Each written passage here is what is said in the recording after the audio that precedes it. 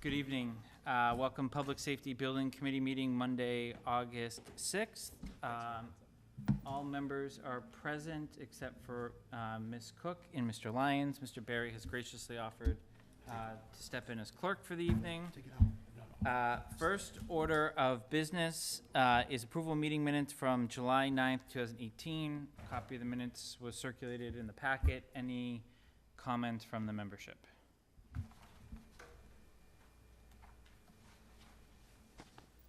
I had one minor comment just in the actual meeting minutes from last time. It was just a slight clarification that we just didn't need to note who was absent from our consultants because they're not members of the committee, et cetera, but we should be noting who is present. So it's just a slight wording edit. Absent those, I had none others. Is there any other questions, comments on those?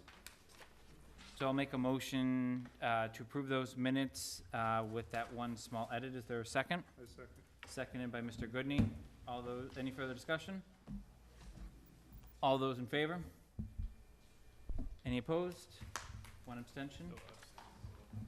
Two abstentions, so we still, 1, 2, 3, we're still motion still carries.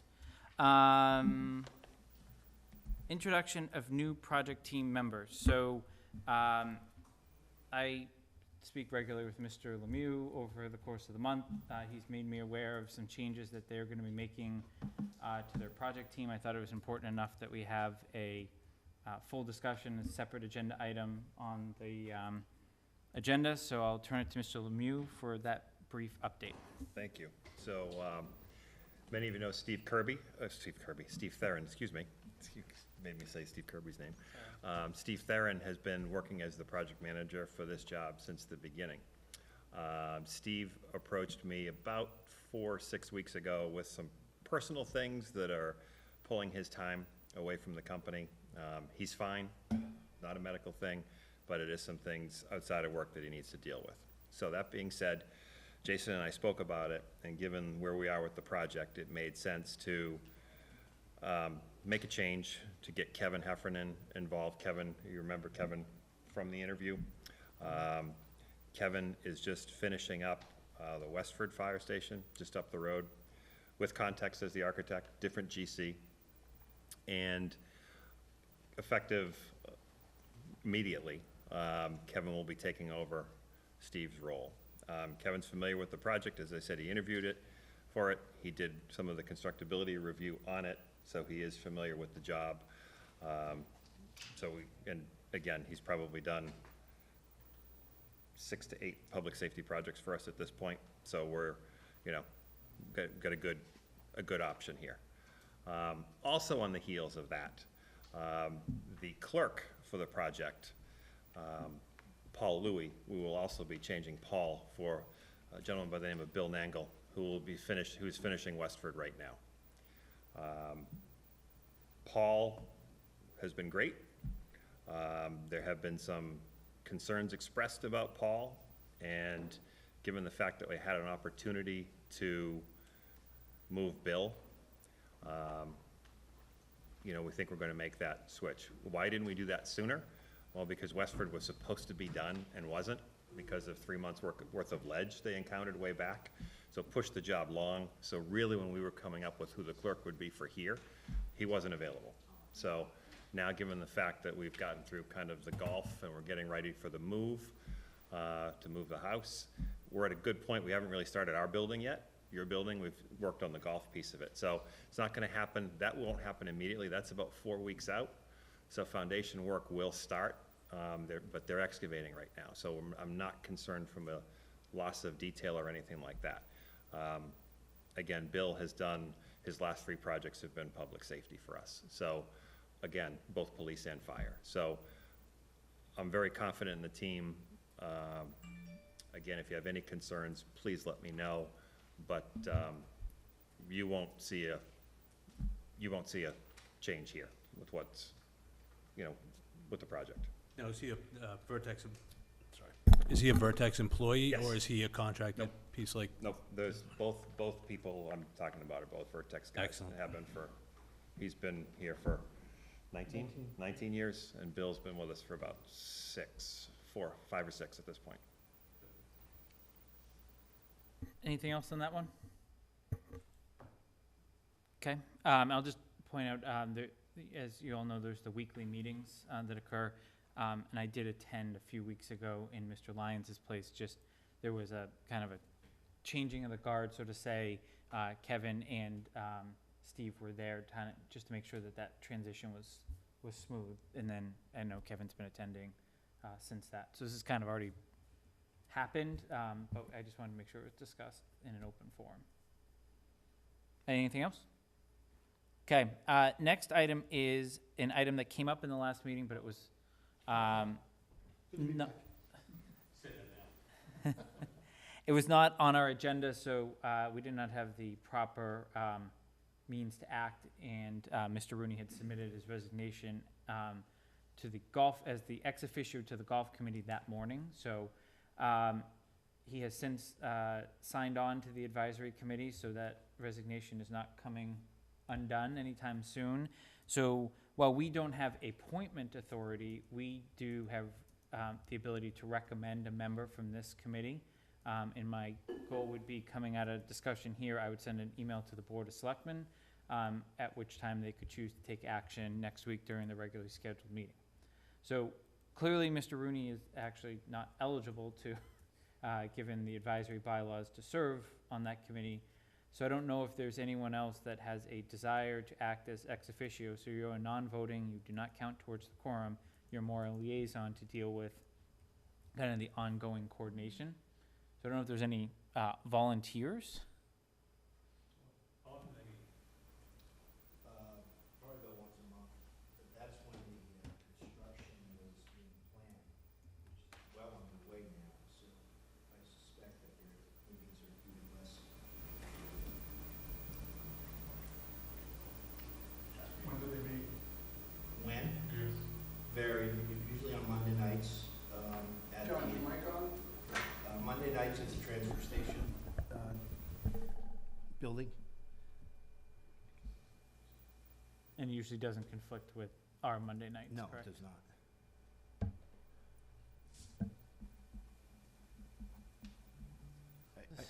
I'm on 2 other committees, so. Yeah, I also suspect that a lot of their future work is going to be involving, Your mic,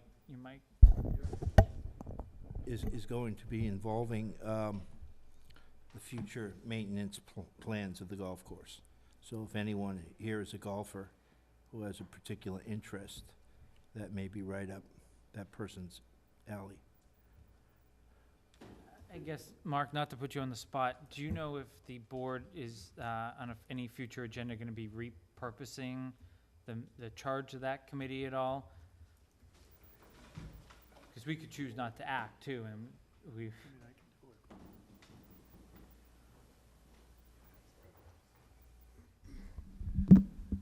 So I think at some point, the selectmen are gonna wanna repurpose that committee. Obviously, the committee was set up to try and handle some of the construction needs through this project.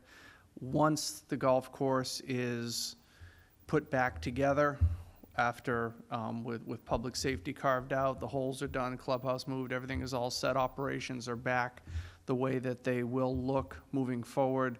I think the committee is probably gonna be repurposed a little bit to get away from the construction pieces and act more as a liaison between the management company and the Board of Selectmen. So I think that there will be some changing of that. I don't know when that would be. I think, between the OPM and the architect and CTA, we'll have a better idea as to when that actually will happen. I think, if I was guessing, I'd probably say maybe over the winter. We'd start to see, a changing of that committee, or maybe in the spring before next season, so that that is established and in place. okay. So, are there any volunteers?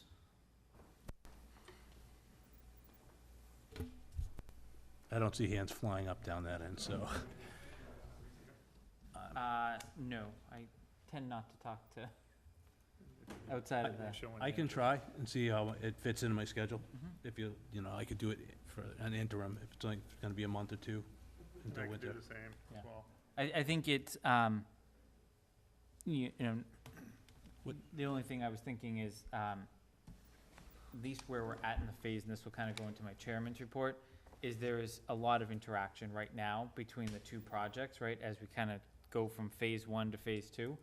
My guess is once you get past the next month or so, the activity, at least from our side, should be diminished, because we should be all kind of fenced into our little box, and they'll be fenced into their little box to work within their purview, so, I don't know. I nominate Pete. No, no, I'll do it, Pete. I don't mind doing it too. If you don't want it, if you have time, go ahead. I don't know if I do or not, but I can try to make the time. Well, if you want to try it, and then if you don't want to do it, then I'll do it. Done. Okay, so, with that, I'll make a motion that we make a recommendation to the Board of Selectmen to appoint, John Wood as the ex officio member to the golf committee from this committee. Is there a second? I second. Seconded by Mr. Goodney. Any further discussion? All those in favor? Any opposed? I see one abstention from Mr. Wood.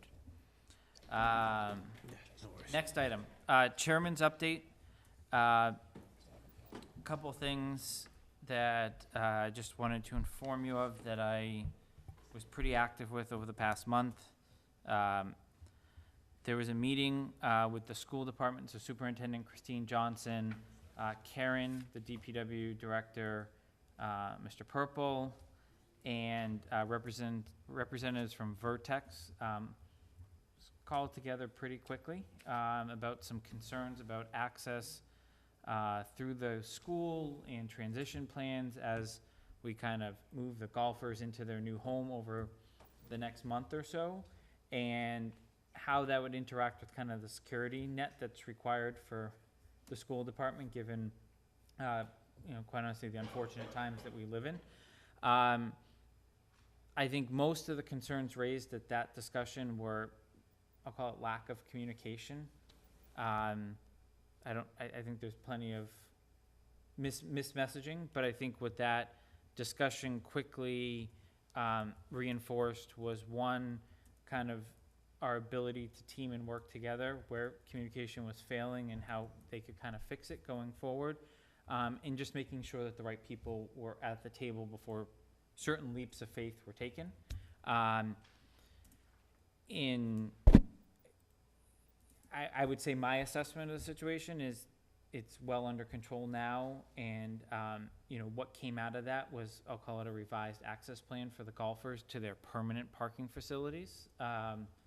That was put in place pretty quickly. I don't usually give too many people much credit, but Mark really worked his tail off to kind of bring those, I'll call it miscommunication, and the pieces that weren't tying together. He really brought it together, and there was a lot of parties that kind of had to come together to get to this plan. So just so you're aware of what had to happen is there's going to be essentially, and there's one more approval required, but basically a temporary access road that uses a very small sliver of Choate Field that is not already part of the sliver that we carved off as part of the original process.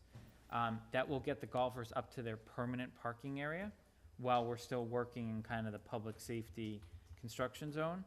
It'll also get the golfers access to their permanent structure, not a temporary structure or trailer. It'll keep the school grounds completely clear of, I'll call it people that shouldn't be on a school property during a school day, and have a very, I'll call it, at least in my opinion, a minimal impact on the recreational use of Choate Field. Of course, because it involved Choate Field, it required the consent of 2 out of 3 of the following: Southborough School Committee chairperson, Fay headmaster, St. Mark's headmaster. I think we were able to secure approval from all 3, at which time Mark approached Recreation to tell them of the plan. I would say that wasn't met with as much enthusiasm, given that it does have a small impact, I believe, in the softball area, or soccer, sorry.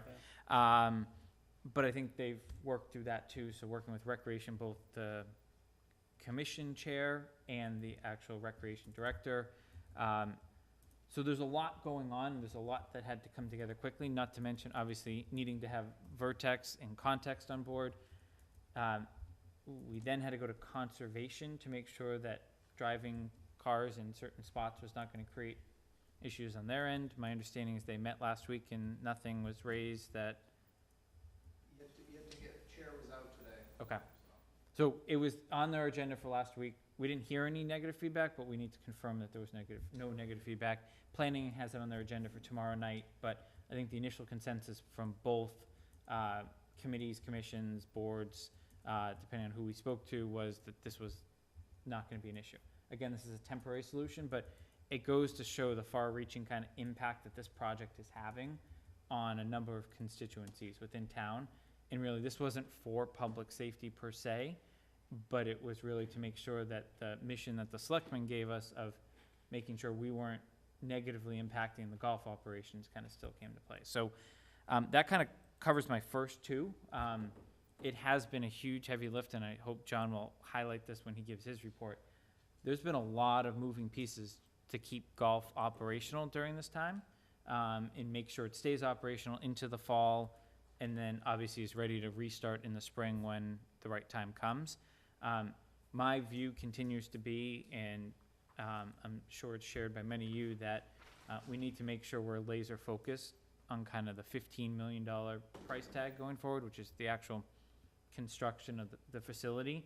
And every time I'm asked a question about the project, I always go to the end date. And these guys will probably affirm that more than anyone else, is, you know, there might be some slippage in certain things, but as long as it's not impacting our end date, you know, that's really where I'm focused. And obviously creating incremental costs to the police, fire, dispatch facility, you know, that's an underlying cost from, you know, kind of some of this other stuff. So I think that conversation is gonna, the reason I bring that up now, instead of kind of going in right into the OPM report and going into the change orders, you're gonna see how intertwined some of this stuff is, and kind of some of the conversations that happen to kind of bring this meeting, you know, bring everything kind of in a summary format to this meeting for action by the committee. Any questions on any of that? On the solar canopies, I received a letter from town council and confirmation from Vertex that we actually have the document, and we're aiming to have bids back. Bids will open in the next couple of weeks, and we'll have bids back by mid-September. So to the extent that we don't get the bids that we were expecting, we would then be able to go to CTA and add that as a change order before we get too far down the road. So that, while I wish it had happened sooner, I think by maybe the next meeting, but definitely the October meeting, we're gonna have a definitive plan on that. The one thing to raise to all of you is it likely will require a lease of a portion of the land, given that It will. it will. So there will be something on the, assuming we actually get bid responses, there will be something as part of the annual town meeting next year that will require the consent of town meeting to authorize the Board of Selectmen to enter into a lease for whatever portion of, you know, of land these canopies occupy. Any questions on that? The other thing, while not directly on the agenda, I think it's important to raise, is there was a Fox 25 news piece about the town of Ashland, I believe it was Friday night. Caught my attention pretty quickly, and I thought I heard it wrong, so I replayed it, and I didn't hear it wrong. The piece in summary, they are seeking to build a new combined public safety facility requiring land, et cetera. Their price tag was estimated at approximately 30 million all in. But that piece caught me. The piece that caught me more was that in the actual news piece, they said something about that the state was funding $25 million worth of it. So again, that's the part I replayed multiple times. Then I read the article, and then, of course, sent the article to Mr. Purple. It's my understanding from the follow-up I received to my email that I was not the only one to send the article to him. What we have been able to ascertain is that it is part of, that $25 million funding is not guaranteed, and it is part of a bonding bill, I think is the right term. Do you want to, just in case, because I know you're all going to get this question, and I think it's important just to be out in front of, giving it to our neighboring community. I figured this would just be quicker, Jason, if I. Yep, thank you. So I did have conversations with Representative Dykeman, also with the town manager in Ashland, just to get an understanding of this, because obviously you've asked the taxpayers, for, the capital piece here, and you see this article that says the state's gonna fund 25 of the $30 million for their project. So a capital bond bill was put in by Senator Spilka, who represents Ashland for the capital bond bill. And just to put this in context, there's a lot of bond bills that are put in for various purposes, a lot of capital. So there is millions and millions and millions of dollars worth of capital projects that are put into bond bills approved by the legislature, and then they sit and wait for the governor to sign them. Only about 25 to 30%, according to Representative Dykema, actually get funded. So you need to now make your case to the governor as to why this money should be released. Ashland is going to work on doing that. Obviously, you can't plan any timing for the project because you don't know when this could happen. It could be years.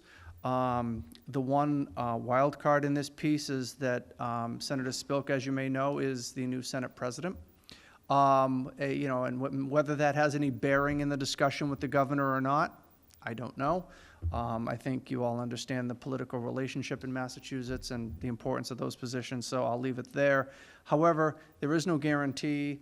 It is, a possibility for a funding source for them, but it is nothing definitive. So it's, that's kind of what it is right now. So as the article said, it's not a definite. It's just a possibility for them, and we'll see where it goes. I'll be honest with you. Look, if I had the opportunity sitting in my seat that was put to me for us to have this funding opportunity, you can be sure I'd take it. So,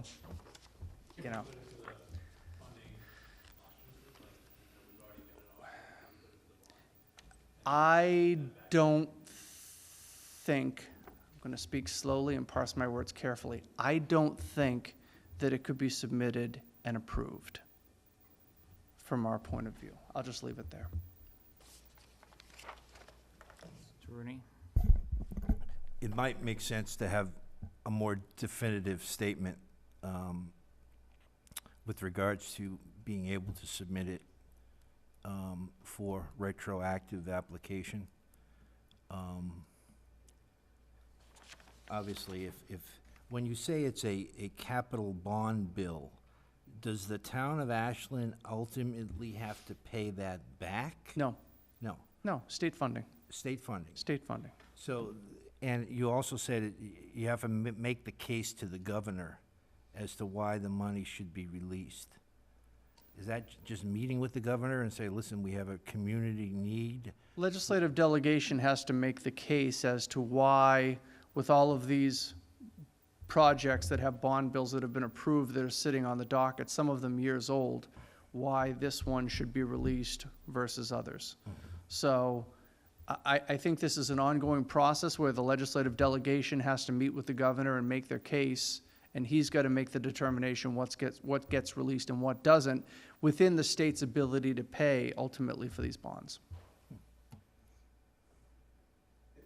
Am I thinking about this right, Mark? They pass these things and they said there's a giant pool Mhm. of, I don't know if it's gonna be dozens or hundreds of projects.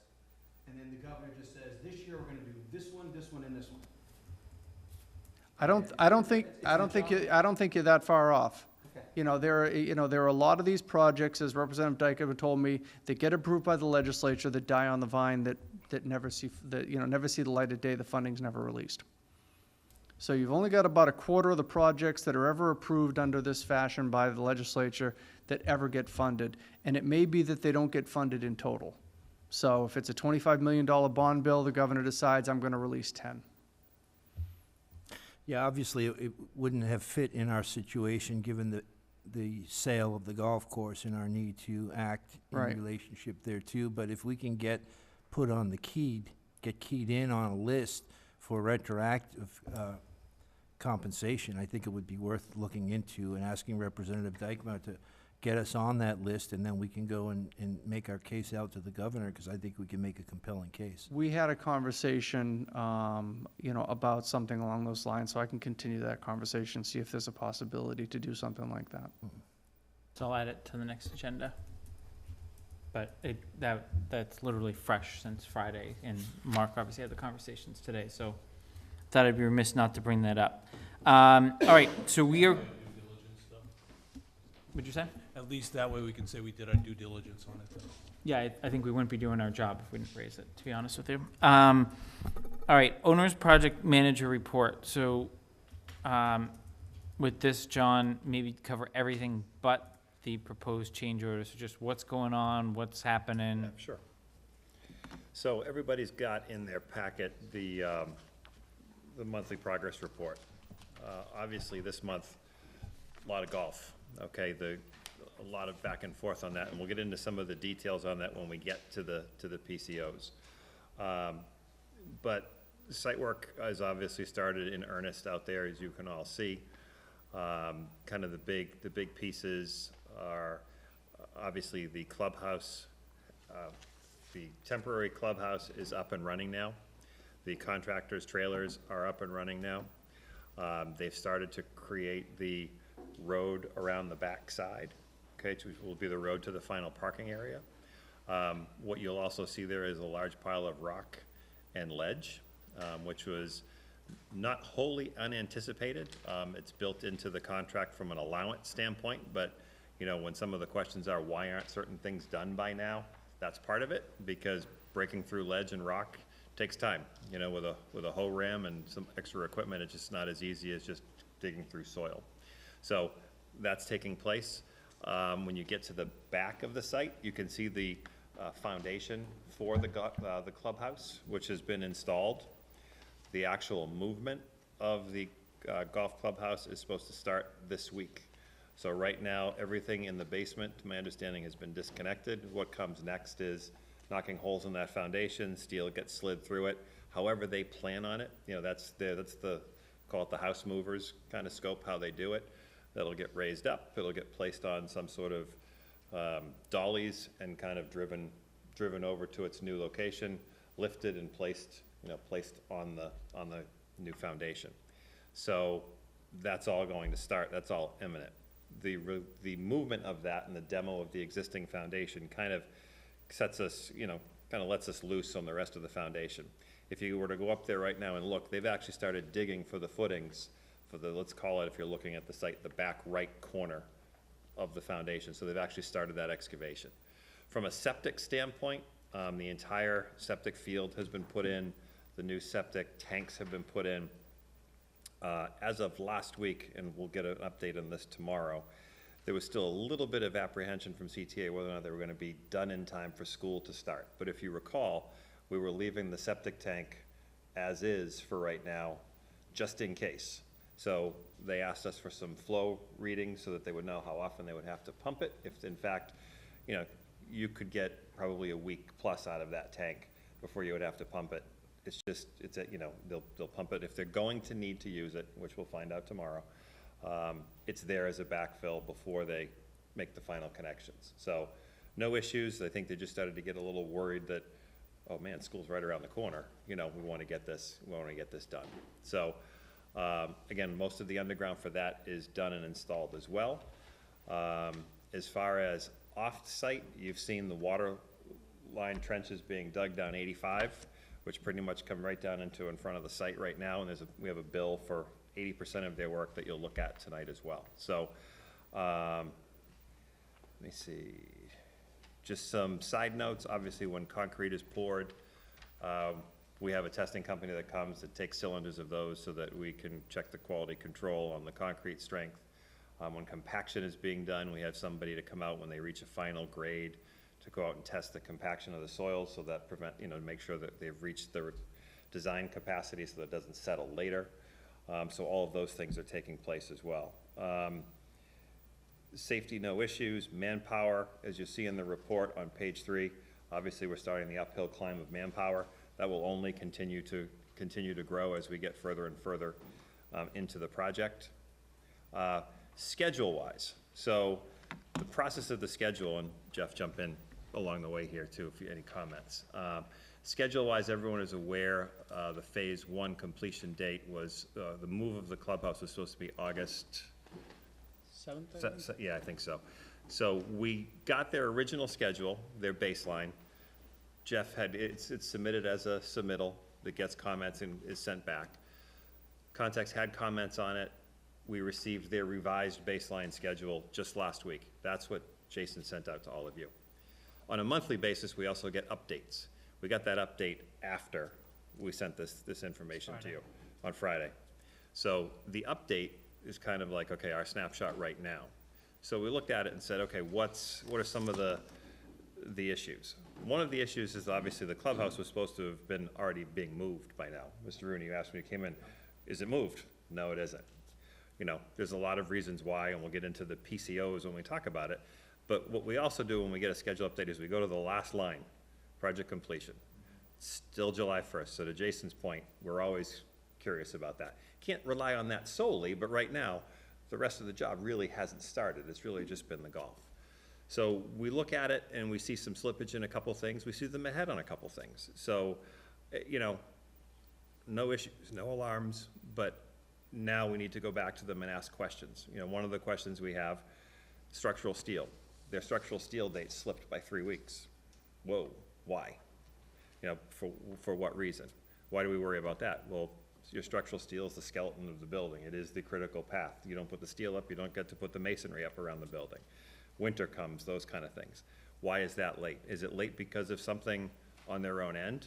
You know, that's, we would say, I think, yes to that right now, but again, that back and forth has to take place. And tomorrow's meeting is the time to start asking those questions back. Again, we only got that response to them for that update on Friday. Overall, you know, I think we're still, we're in good shape, but we obviously, want to stay on them on this. You know, we want to ask them the questions and come back. I know they're pushing back a little bit, you know, the context about the return of some submittals. Do we have to do things with, you know, do we have to do a mock-up first? You know, so there's some healthy discussion that needs to take place with CTA to make sure we're on the same page. None of this is out of the ordinary, you know, but we're really just starting to build. You know, golf aside, that's really a small scope piece from a certain standpoint. The big project, you know, we're just starting the big project now, so we need to, you know, everyone needs to kind of set their ground rules and, you know where we're working. I mean, any comments? I think you hit the high points. Okay. So we'll continue to look at that, you know, obviously schedule and money, you know, time and money, the two biggest things for this. So right now, no issues, but we will, you know, we're obviously on it on a daily basis with them. So, questions? I'll just go down the line. So, Mr. Rooney, any questions? Yeah, structural steel slipping 3 weeks, that seems to me to be an unusual slippage. We don't know why. Something that they would have reached out. That's what we intend to talk about tomorrow, because we got this schedule Friday. I looked at it over the weekend, did a tracking analysis of it, and so first thing tomorrow morning, Yeah, that'll it can't be anything part of the based discussion. upon the dictates of the site, correct? Well, shouldn't be.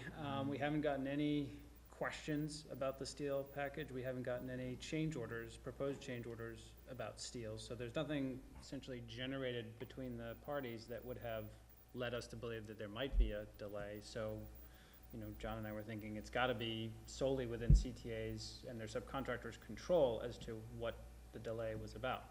But we'll find more about that tomorrow. The only steel item that's been even vaguely discussed is something, seismic clips.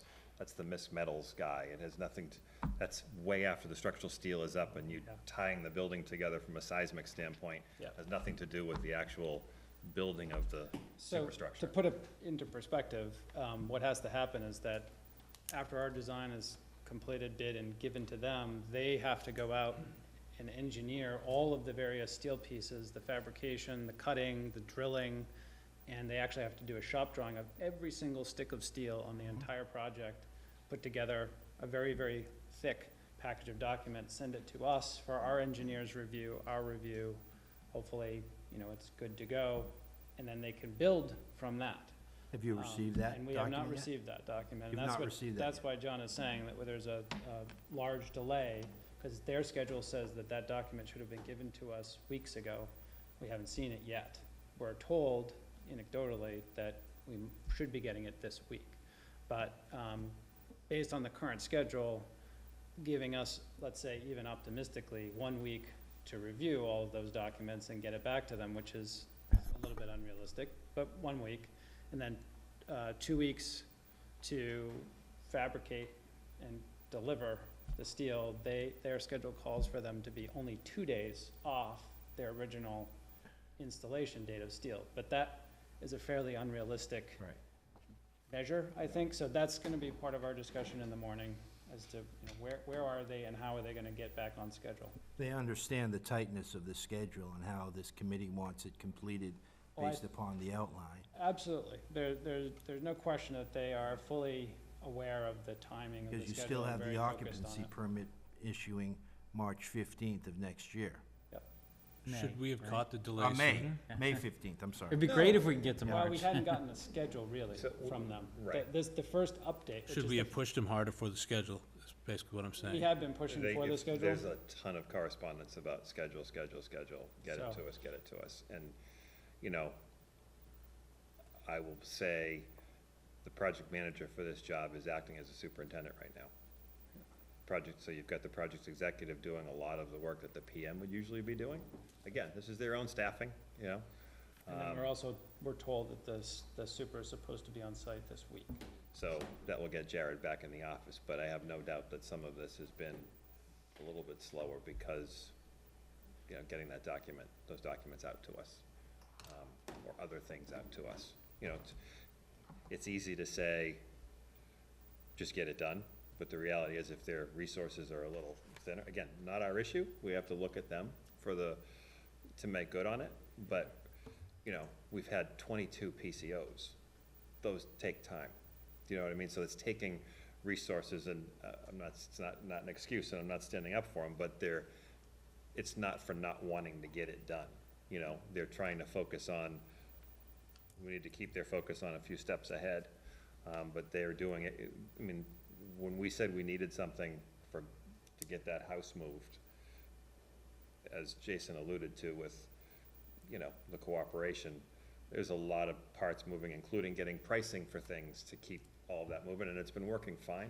But to his point, don't forget the big building, and that's kind of what we're doing right now, is getting them back to, Yeah, so I would caution a little bit of overreaction. I mean, it is very early in the project. We're definitely worried about it. It's definitely something we're gonna be talking about in the morning, and we wanna see a plan from them, but there's also plenty of time to make up a delay at this point. And ultimately, depending on what they say, I mean, from our perspective, sitting here right now, it's entirely on them to make up this delay. We're not looking to you guys to give them any time. and their for schedule any- still reflects making that date at the end.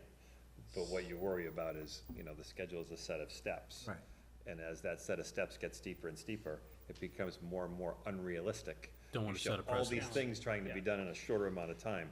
Right, and this is a big piece, So- but usually, once you get steel going, It opens the door for other a things. whole lot gets going This after is, steel. this is one of the first steps though, correct?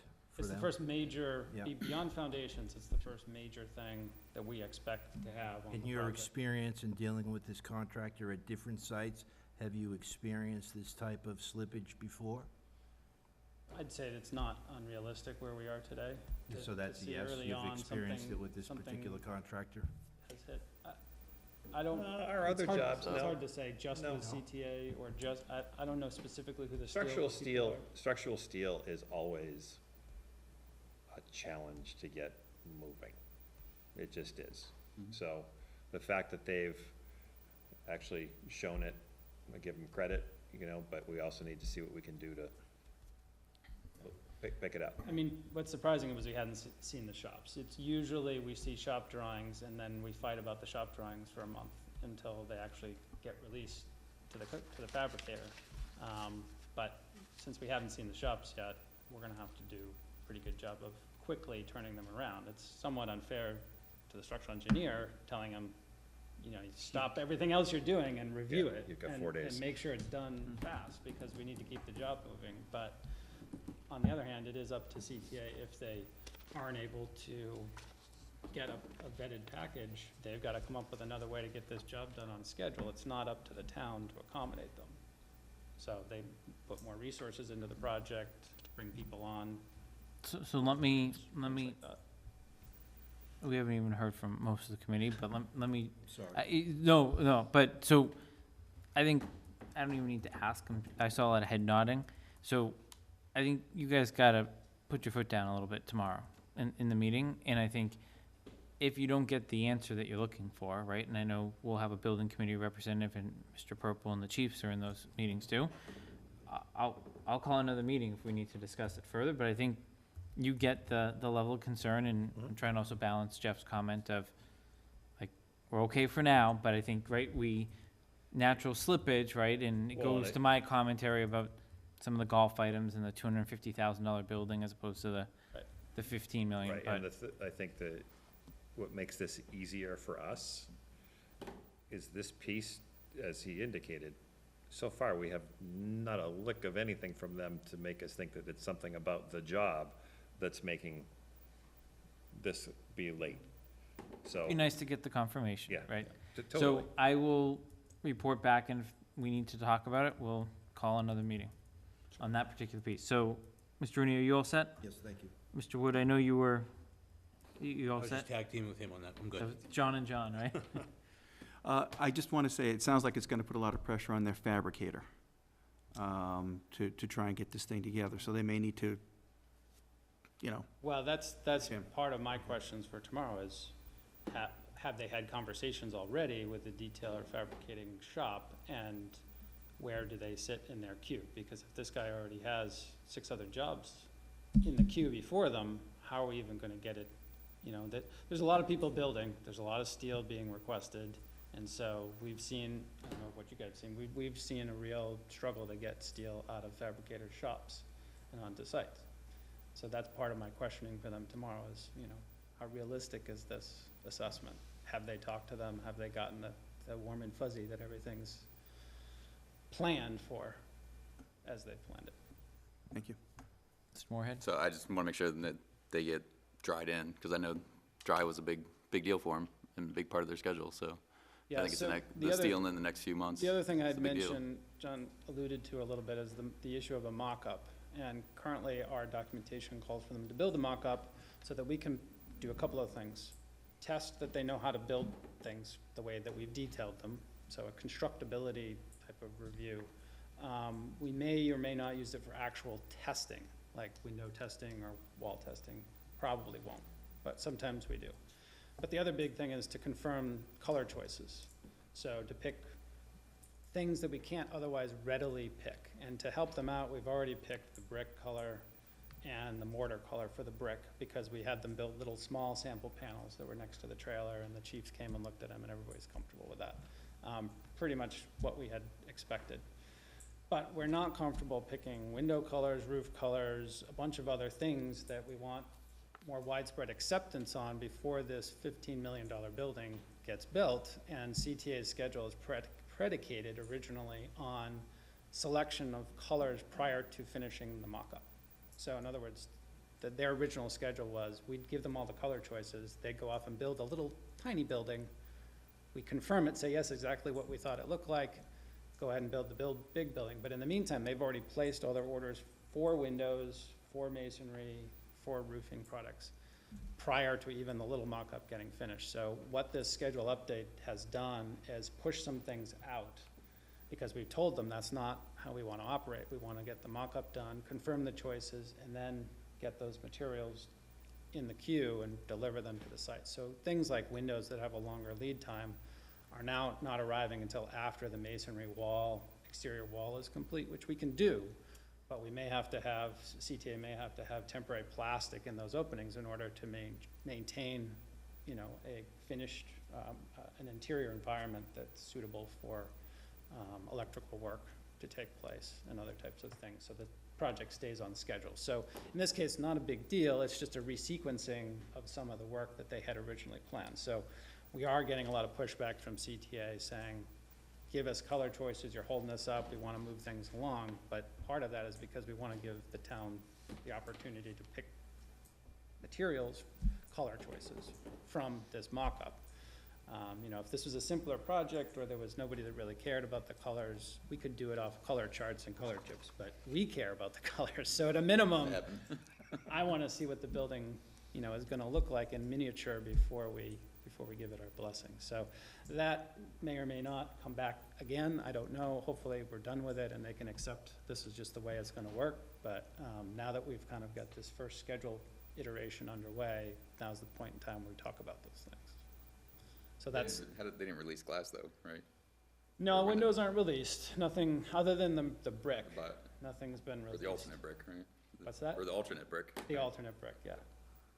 I think I spoke with Steve from CTA. I think his biggest hangup right now is precast.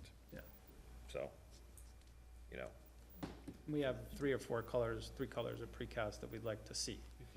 So until we see them and pick one, they can't order all the product. So when does he expect to have the mock-up? So the mock-up is currently scheduled between mid-September and mid-December, based upon all the products that have to get installed. A nice range. So, yeah. So It's kind of my Christmas shopping season. yeah, I think that's gonna be part of the discussion tomorrow, is how fast can we get this mock-up put together so we can actually get some color choices. It's certainly in his interest to get it done as quick as he can, correct? So, It is- yeah, I mean, if you ask them, it's in their interest for us to all pick the colors and forget about the mock-up, and just Right. let them go and build the building. I don't think that's the way we wanna Mock-ups in operate. the documents, right? Yeah. Okay, Mr. Moorhead, you're all set? Mr. Goodney? Mr. Barry? So two quick things and sort of transitions into the next one. This is probably a minor item, but just for full visibility of the committee.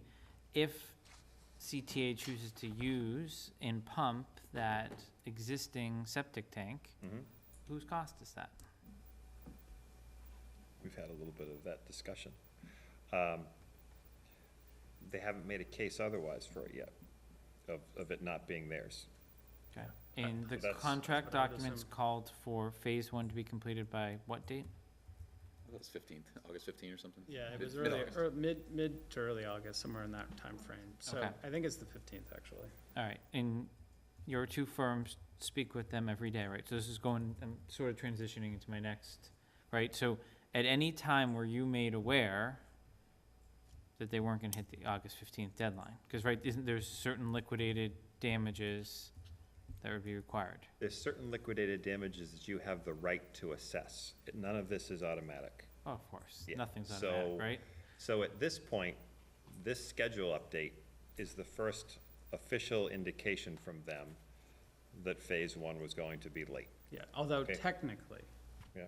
the schedule still says new septic field online by the 15th. We anecdotally know that Yeah. that's probably not gonna happen, Right. according to that schedule. No, good point. Okay, So the question becomes, So technically, we haven't been notified. you know, ultimately,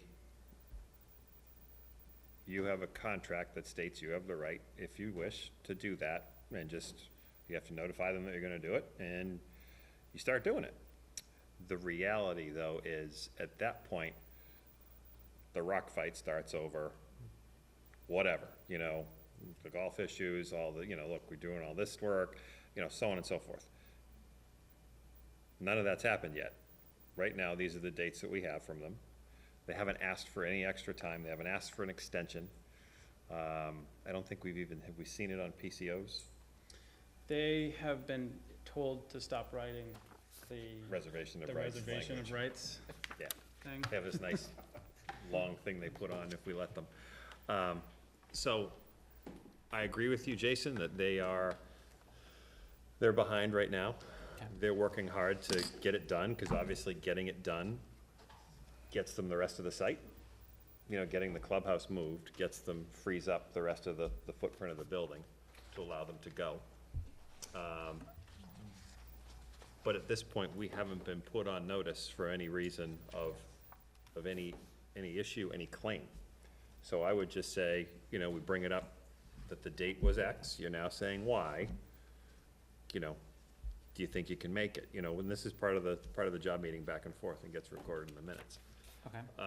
If we receive something official from them, at that point, we'll respond to it officially.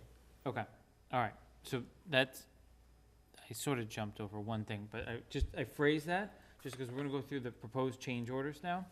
And I think it's important to have that kind of context. No, I don't know, it's just a good word. It is what it is. You know, in the back of your mind as we kind of talk through some of these. So here's how I want to do this, and I'm open to feedback from the community, given that this is the first time we're going through actual change orders. So there's a lot of, I'll call it golf in quotation marks, on these proposed change orders. So, Mark and Brian are here, and what I want to do is we go through each of these, is we're going to go one by one. The first thing I'm going to do is just read which one I'm on. I'm then going to ask Mark and Brian for what what I've asked them to do ahead of time, so they've done some homework, is they've talked to bond counsel to figure out which warrant articles these things belong in. If it doesn't belong in our warrant article, if they say golf, unless you really have a burning desire to understand more about it, not in our purview, no motions, right, it's just, quite honestly, it's a waste of time. It falls back to Mr. Purple and, you know, whatever delegations they have as procurement officers for the town. If they say it falls within public safety, know that they're getting that because of bond counsel guidance. This committee has full right to ask any questions you want, and we will have to take a motion on that to actually approve it.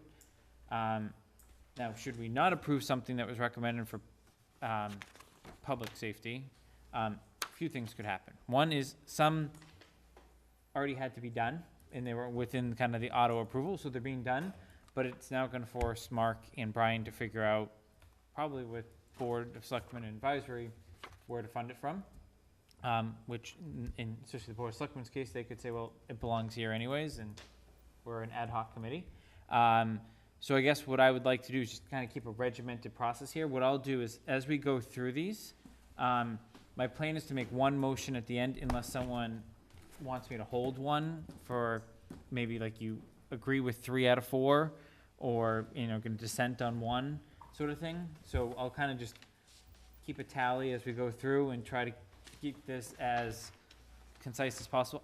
My hope, gentlemen, is that, right, this is probably the longest proposed change order conversation we're gonna have during the project, but I'm knocking on glass, et cetera, here, that, you know, there could be some bigger items that we don't know about yet. So we've got a couple of things. So we've got the last page of the budget sheet you have in front of you.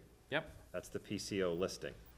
In your packet, you also have the context write-up of the PCOs. All of these PCOs, we're not talking about all of them tonight. Okay, but what we do is we're showing you everything that we're aware of. Some of them are still under review, okay? Some of them, as Jason alluded to, some of the work has already been authorized to proceed under what's called the Construction Change Directive, okay? Because there was some of this work related to golf, we couldn't wait till today. Some of these things were 3 weeks ago, and we needed to make a go on it. And if you remember, we have the tiered approval of up to 5,000, and then over 5,000 to 10,000 between Mark and Jason. So we were able to get a number of these things moving to then bring them back to you for approval. Just other things for nomenclature, in the comments column, you'll see some things NTE, that's not to exceed. There were a number of these items, we weren't completely thrilled with the pricing, so we said, you know what, let's monitor them. So we approved it on a time and materials basis, meaning you track the men, you track the materials, you track the equipment, you add it all up in the end, but don't exceed that value. And that was another way to get them going, as opposed to getting into a letter writing campaign with them back and forth to say, why are you carrying X price for, you know, a sheet of plywood? We know it's $40 at Home Depot, why are you charging 60? Instead, not to exceed, and we argue about it at the end, but it got the work going. And that was the most important thing with a number of these that are tagged as golf. And then lastly, so we're gonna review these in the context, there's the word again, of the change order. Yeah, which is the context architecture memo, that was in the packet. That's the order I'm going in. Yeah. You can certainly refer back to the last page of John's 11 by 17 piece of paper, but that's literally the order I'm going in, and I just wanted to, Jeff and Ellen, for putting this together. I've seen a lot of the underlying detail, but I think when I think about like what the committee would want to see, phenomenal. That's just my opinion, but I think it's a great summary of what the issue was, what they thought they were doing, what they're now doing, and why there's a cost, but, you know. The only semantics issue we may have to talk about, that list boils down both golf and public safety on one document, one change order. I understand that. That's why Mark and Brian, every time Okay. I go to one of these, my first thing is gonna be, what source of funding is it? Okay, And then, what we could do in the future is separate change order golfs, it just, if it would make life hopefully easier. there's no more. I agree. But, yes. I agree. Okay. So change order number one, we're starting with proposed change order number 2, which is temporary clubhouse trailer upgrades and storage containers for $89.26. Mark and Brian, funding source or recommendation? Golf. Any questions on that? Okay, no action being taken on PCO number 2. PCO number 3, site drainage cleanouts, public safety or golf? That's ours. Seems like a public safety item. It's definitely public safety. This is the, This is- the pitch of the, Missed on gut- silver drawings, right? the drainage, It led right? to- Yeah, it led to. Of the actual addition public safety building. Correct. So just a very brief description of what this is, Jeff? Right, so the package actually has drainage, underground drainage leading from various spots within, around the building that go to the basin. All of it was approved by Conservation and Planning. Conservation and Planning, I should say, added the requirement of changing the pitch. The pitch couldn't be met, and because of that, we had to add some additional cleanouts because of the routing and making some changes to that documentation. So, actually it was Conservation, I think, that requested it. So 4 cleanouts were added, and they were added in after the bid documents were released. So that,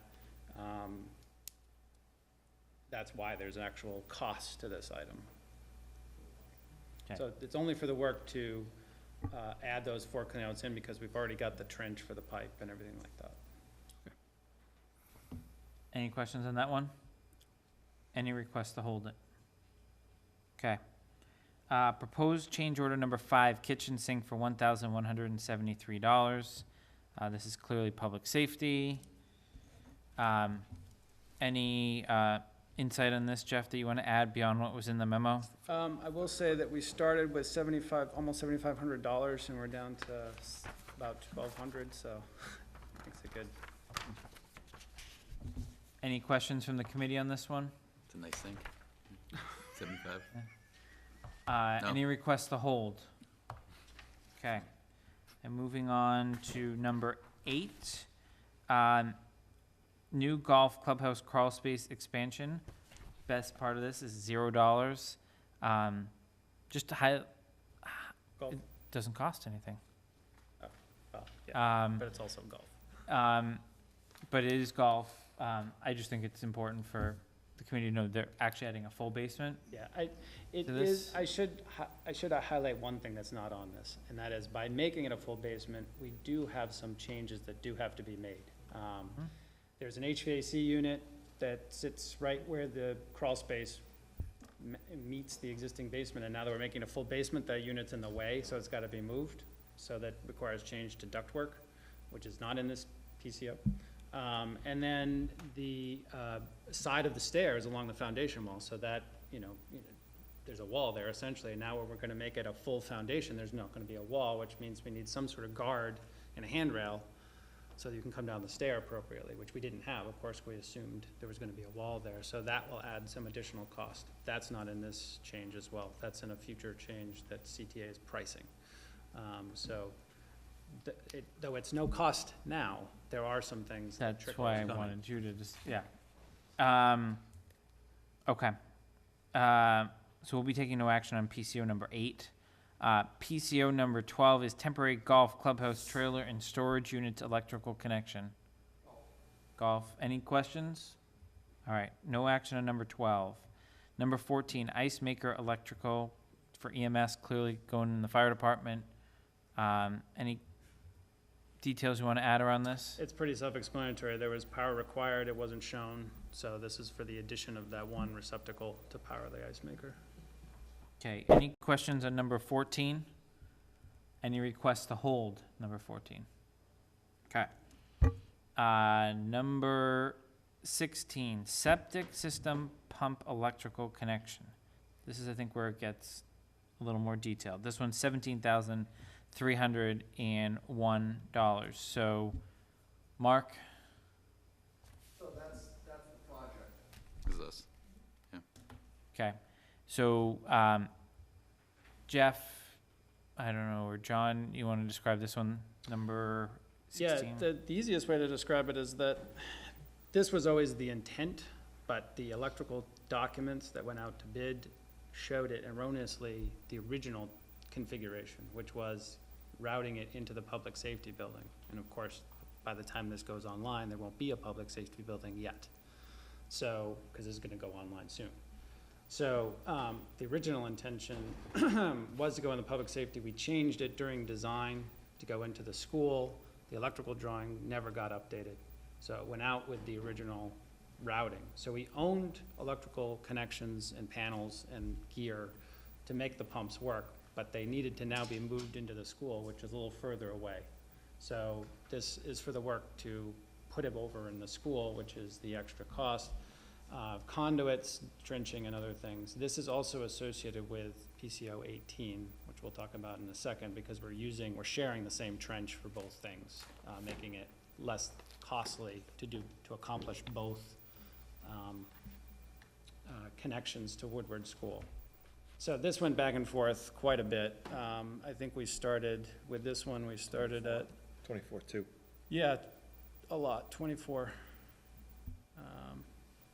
was quite a bit. So actually no, this one was started at 51,000. So I didn't even acknowledge that number. this one this one went down quite a bit. And in fact, there were probably 3 or 4 different daily conversations between the electrical engineer, the contractor, and the electrical contractor to make sure everybody was on the same page. So I think this does actually represent the actual costs of the work, not an inflated number.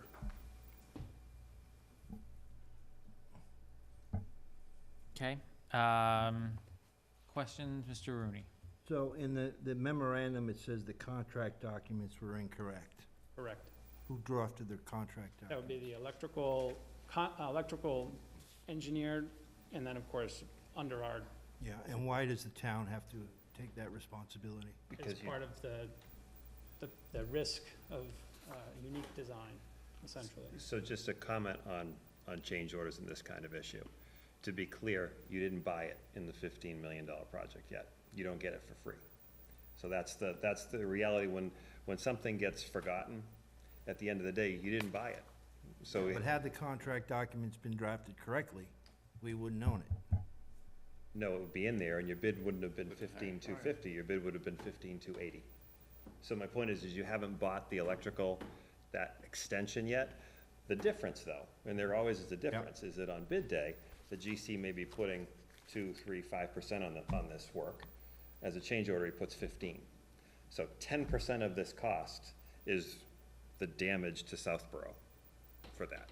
Okay, so that's, if you wanna get angry at context for leaving it No, out. I'm not No, getting no, no, angry. no, I'm no, not trying to angry's get the wrong angry. word. I'm just No, but trying my to figure point- it out. No, but my point is the issue isn't the full value of the change order, it's the markup on that change order, that on bid day, someone's going in lower as a change order, there's 10 and 5 allowed for the markups.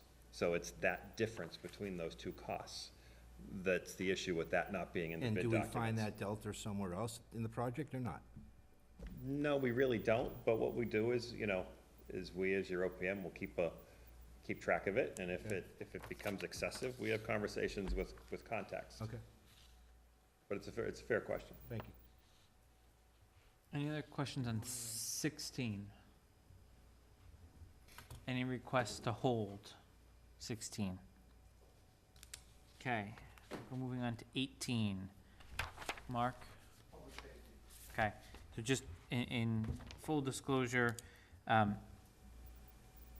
in the effort to get a meeting package out, John and Mark had not compared notes from what bond counsel had said, so John did his own educated guess.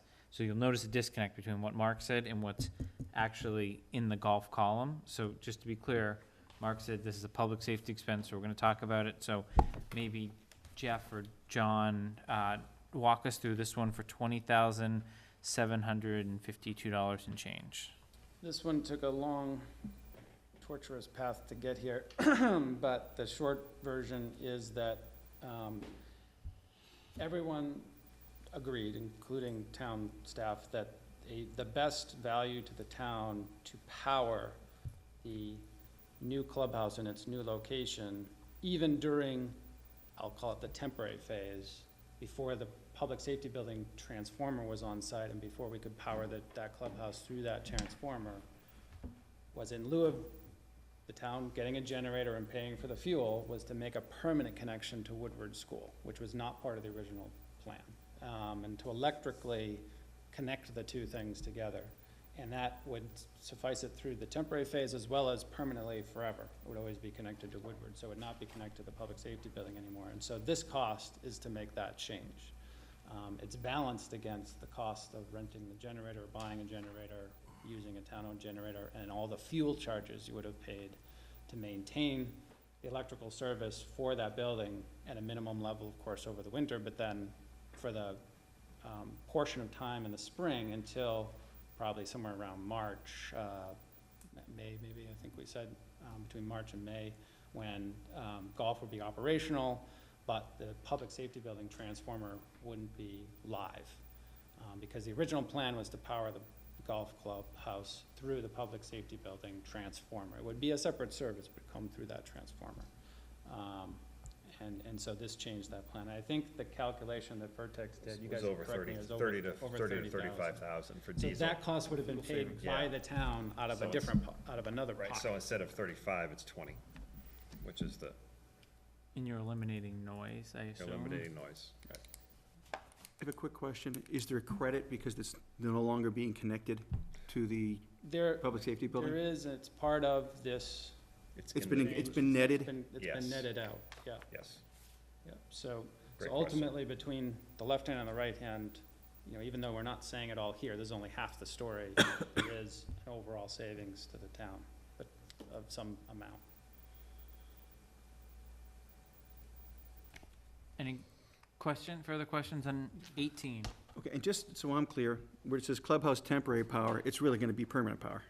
Is that Yeah, correct? did it not get fixed in Well, there? no, it doesn't matter. I just wanna make sure that I On the understood Vertex correctly. letterhead. Okay, Okay, so. that's why I said it took many iterations before it got to where it is here. we go with the name of what it was when it was submitted, but Fair enough. it's a very fair point. Okay, It becomes so it just permanent changed it power. from the public building, the public safety building to the school.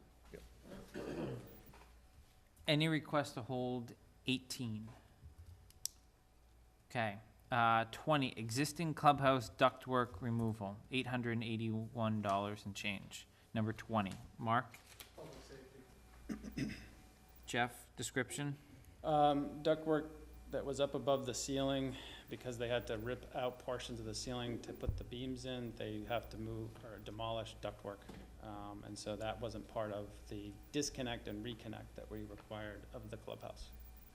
So this is for the demo of that ductwork only. There's a number of items related to the existing golf clubhouse and getting it ready to move and getting it set up once it is moved, that due to the nature of the existing building and the limited sort of understanding we had of the project at the time, that are gonna come up, because of the trade's claim that there are certain things aren't in the documents. They technically own disconnect and reconnect, and if it doesn't fall into those two categories, it's more than likely a change. But just going back in general, on a lot of these, the move should have included a lot of those, Well, it was. I would feel. Generally, yes. However, it's hard to get your arms around it if you haven't provided them an itemized list of everything they have to do, or a detailed existing conditions survey of the building that shows all the ductwork that has to come out. Which we didn't have, and there was a Which we crawl didn't space have. before, right? Exactly. And There there's was a stuff under the lot building. that, you know, was sort of not undefined. And so I think we did a reasonably good job telling them what to do, but some of these loose ends were never tied up before the building went out. And to some extent, you know, there's a finished ceiling in the basement, so you can't even tell, in some cases, how much or what is above that ceiling. So we couldn't have even said to the electrician or the HVAC guy how much to take out. They couldn't see it. But where they put the beams to move the building Yeah, I mean. is kind of up for grabs, right? Yeah, and then, so the other way to do it is we could have said, you own everything, soup to nuts, and it's up to you guys to kind of guess what's up there, and then, of course, that would have just pushed the price, because they would have had to take on all that risk, they would have just put big numbers on it.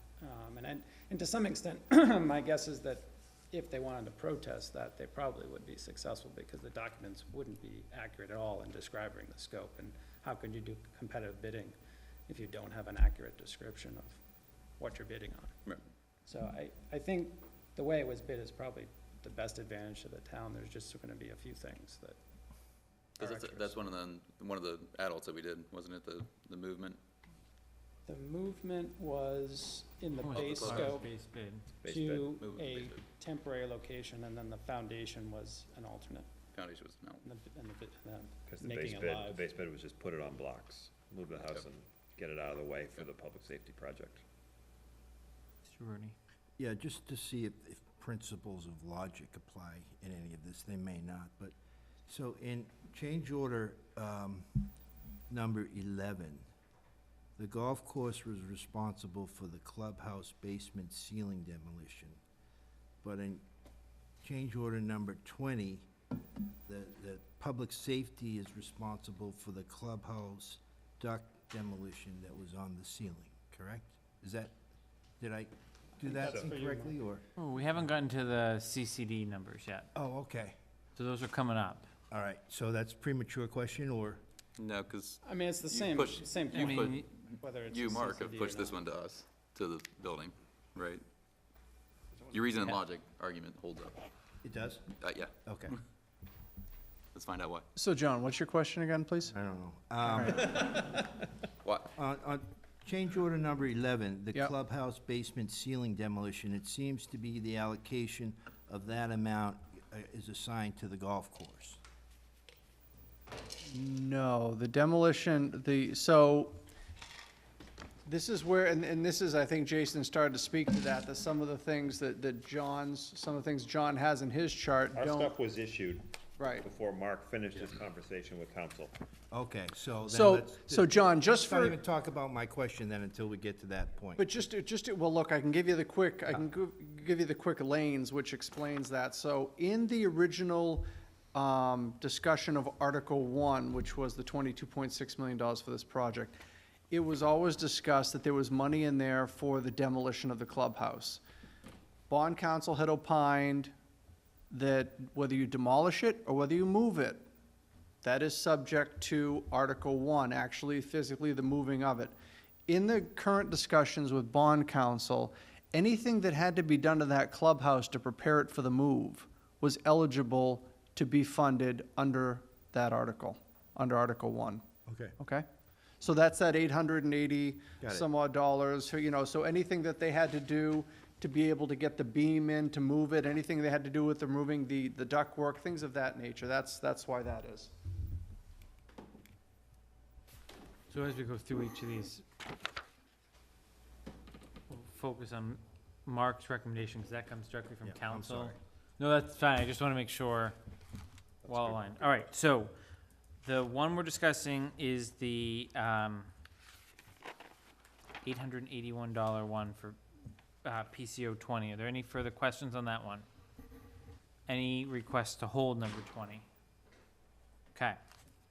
PCO 24, going in our favor. Alternative brick selection, savings of $43,000.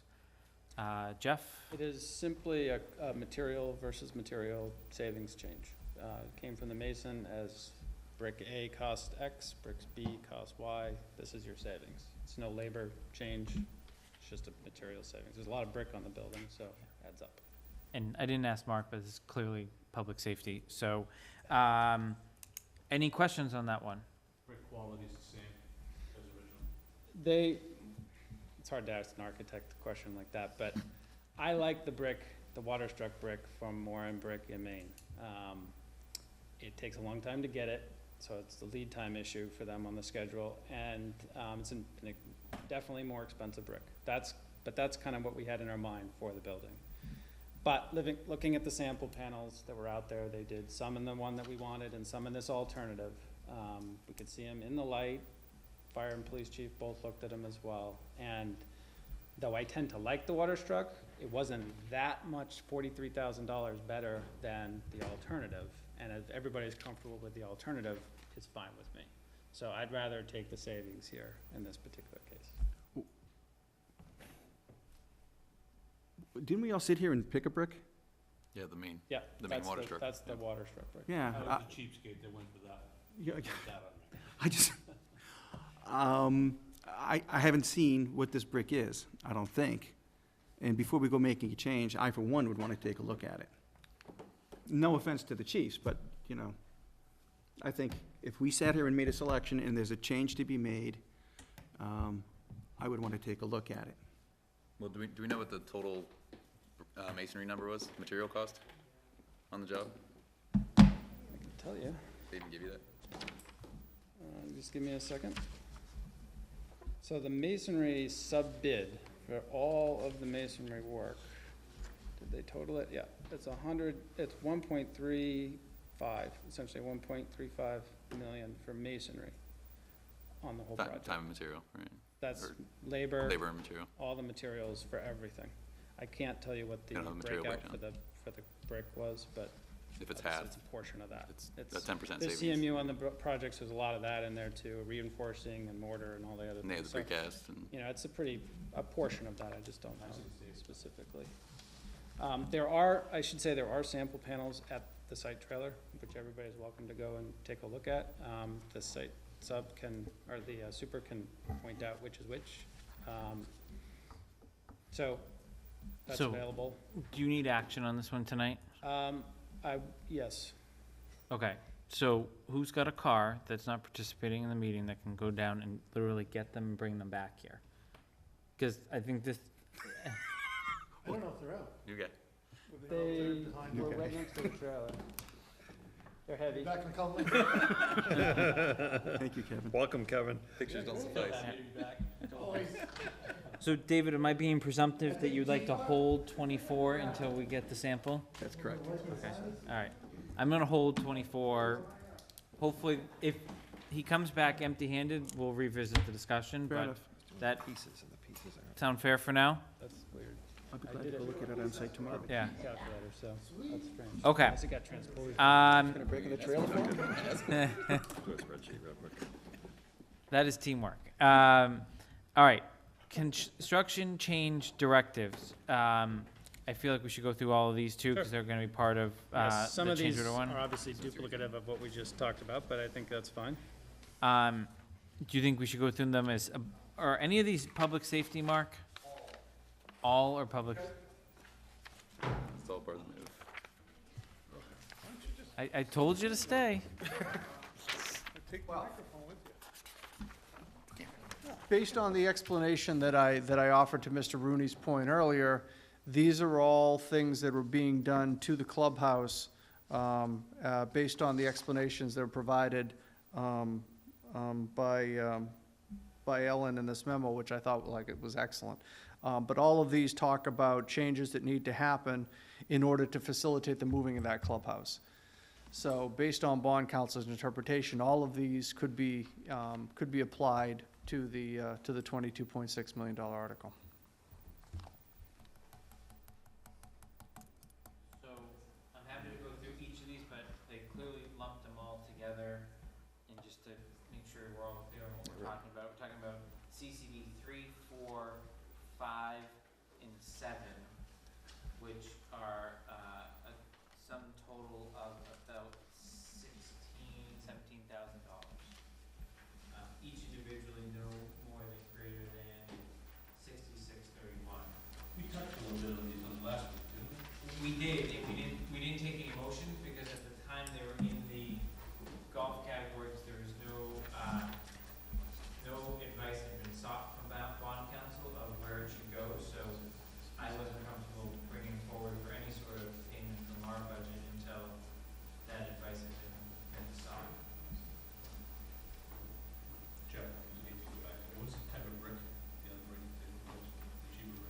K&M something or other. Do you remember, Ellen, what it was? I have it here. Can we stick to these ones and we'll come back, I promise we'll come back to the brick. KF University Blend.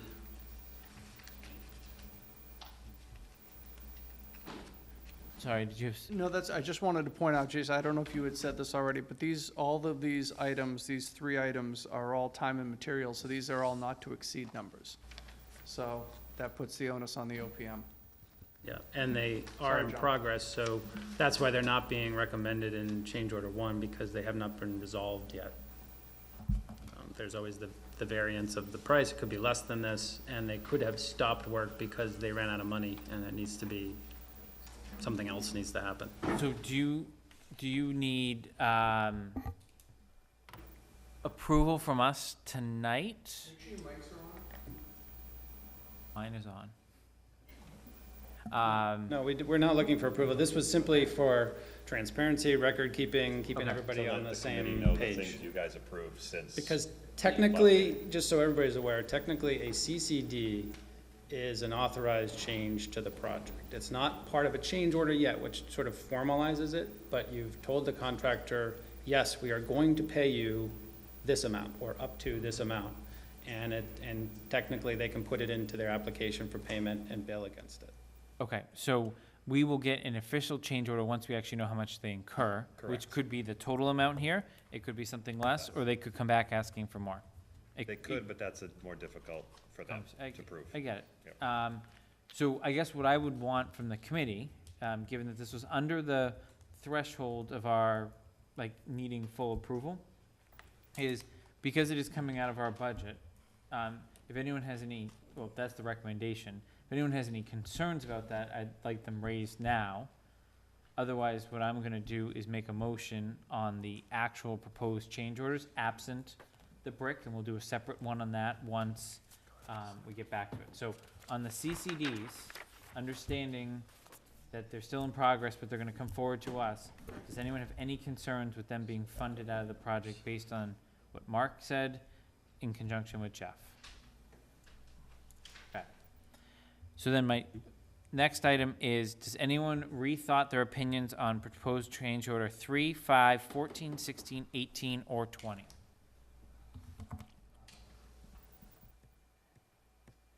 Okay. So I am going to make a motion that we approve proposed change order 3, 5, 14, 16, 18, and 20. Is there a second? Second. Seconded by Mr. Wood. Any further conversation? It's leaning up against the trailer. All those in favor? Any opposed? Motion carries unanimously. I'm going to hold 24 until the magical brick arrives.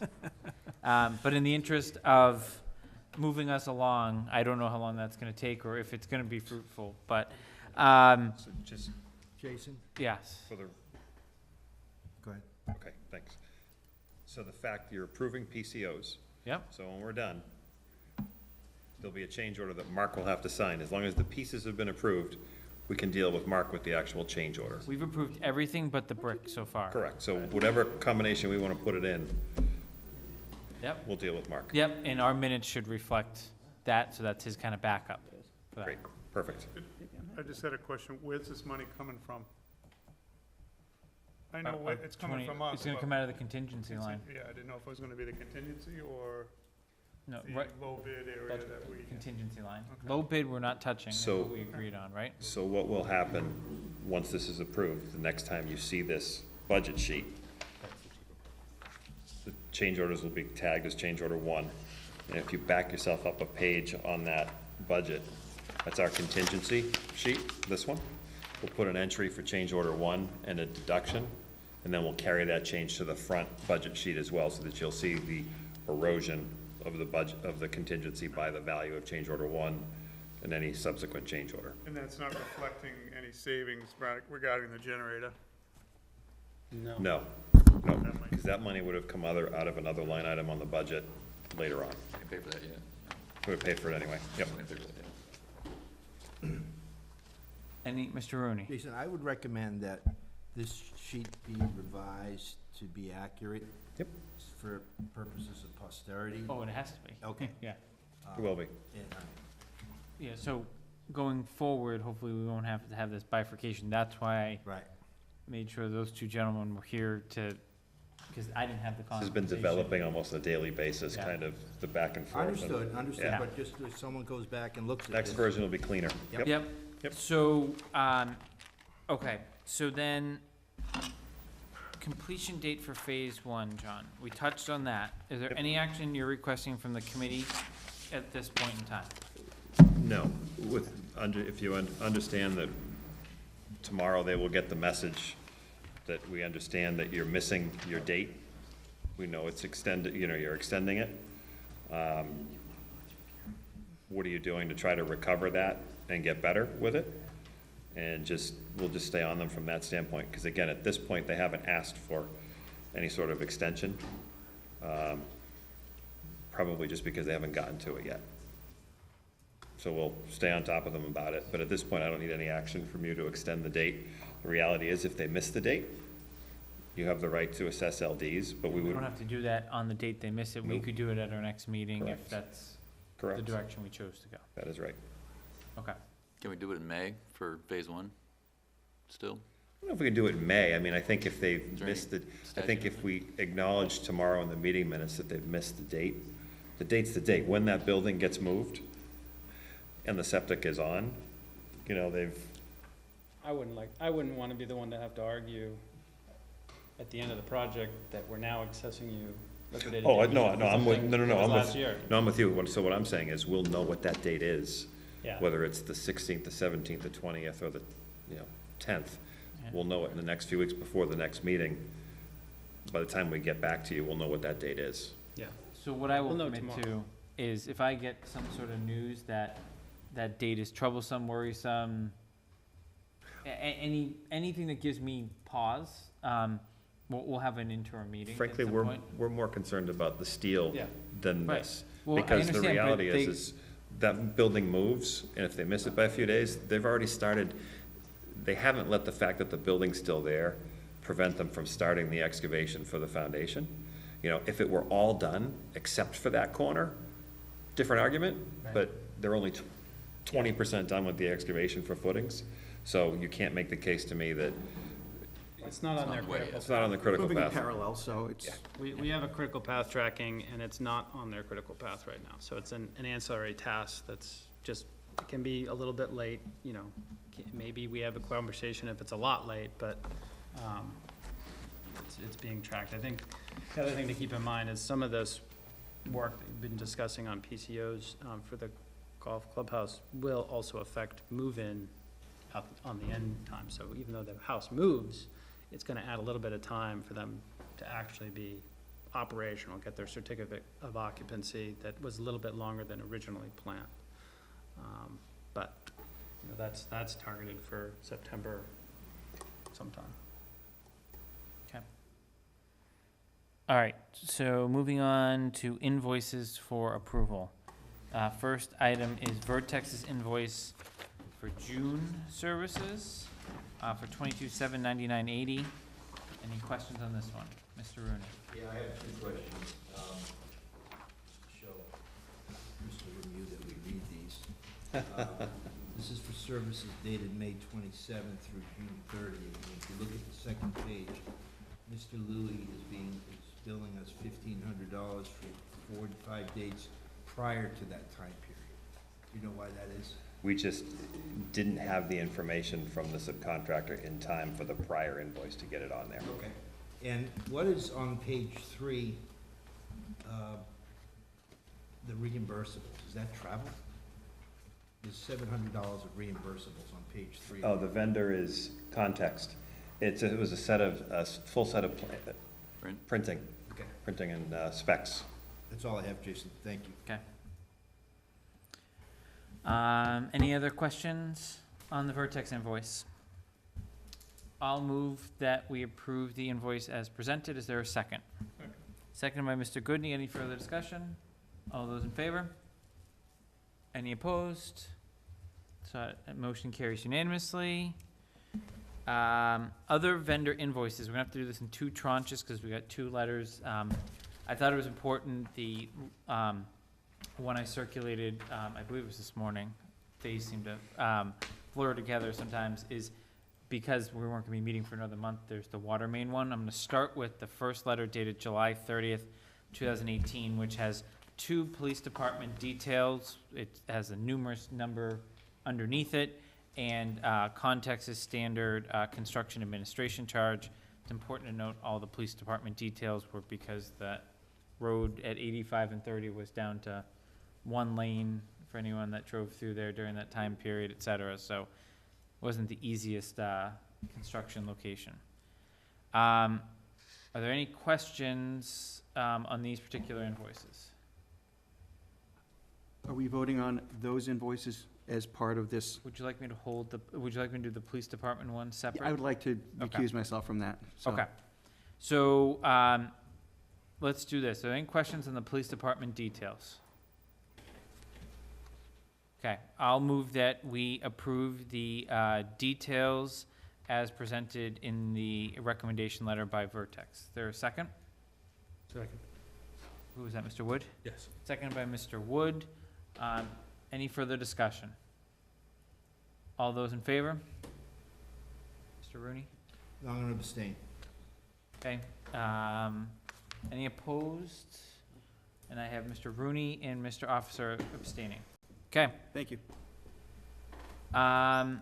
context, invoice. So this is for $31,750, the monthly administration charge. Any questions? All right, I'll make a motion that we approve as presented in the Vertex letter. Is there a second? Second. Second by Mr. Wood. Any further discussion? All those in favor? And Mr. Moorhead? Yep. Any opposed? Motion carries unanimously. All right, next one is for the water main invoice, which was in a letter dated August 3rd for $153,196.86 to RFS Corp. It has been fully recommended by our owner's project manager. Is there any questions on this one? All right. Seeing none, I'll make a motion that we approve that payment as presented by Vertex. Is there a second? Second. Seconded by Mr. Goodney. Any further discussion? All those in favor? Any opposed? That motion carries unanimously. Okay.